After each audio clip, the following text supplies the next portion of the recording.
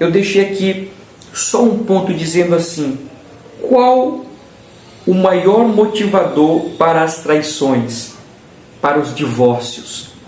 Aqui eu deixo um outro gancho aqui para nós, porque nós estamos falando do casamento.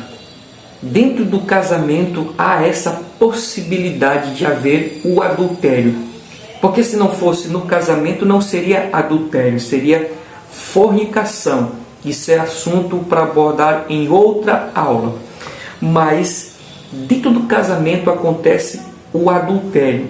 E a verdade prática está dizendo que Jesus ele condena o adultério, ou seja, de um homem casado envolver-se com uma outra mulher, ou de uma mulher casada envolver-se com outro homem fora do seu casamento. Isso caracteriza o adultério. Mas o que leva isso a acontecer? O que faz com que o homem, tendo a sua esposa, fique com outra esposa, com outra mulher traindo a sua esposa? O que faz com que uma mulher casada, tendo seu esposo, trai o seu esposo com outro homem? O que faz? Meus amados, na frieza da análise, olhando uma série de exemplos, o ponto principal que faz com que haja essa questão das traições, dos divórcios, do próprio adultério, é a questão sexual. O que envolve o maior motivo, o maior motivador para que haja as traições, para que hajam os adultérios, é a questão sexual. Você pode analisar, meus amados, que você vai chegar nessa resposta.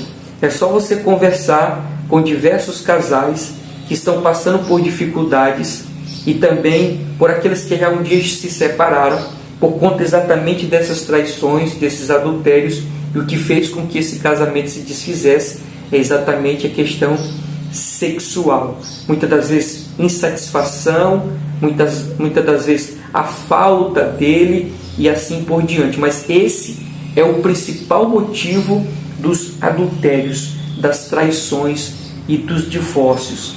E nós precisamos, como servos do Senhor, meus amados, ter esse cuidado, saber desse conhecimento, discernir esta realidade, para que nós possamos agradar ao Senhor Jesus Cristo em todas as coisas e não cairmos nessa, me perdoe a expressão, nessa desgraça, meus amados, que seria traições, divórcios, separações. Que Deus nos o livre.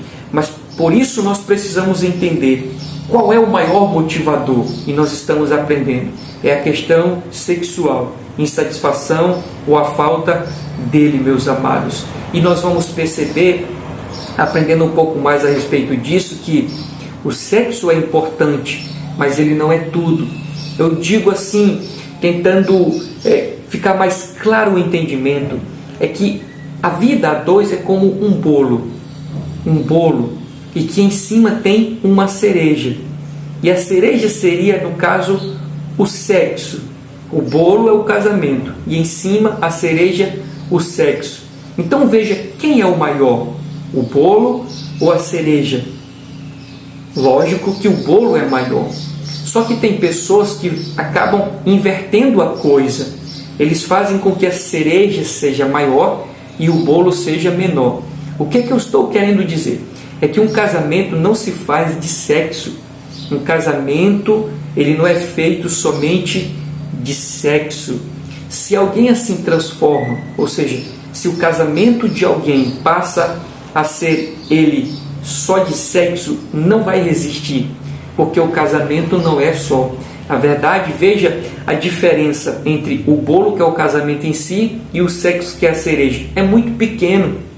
O sexo é apenas um detalhe no casamento. Diga-se de passagem, importante, mas é um detalhe no casamento. Tem todo um outro contexto que envolve o casamento. Compreensões, ceder muitas das vezes, flexibilidade, respeito, hombridade, companheirismo, amizade, sinceridade. Veja, tudo isso envolve um casamento.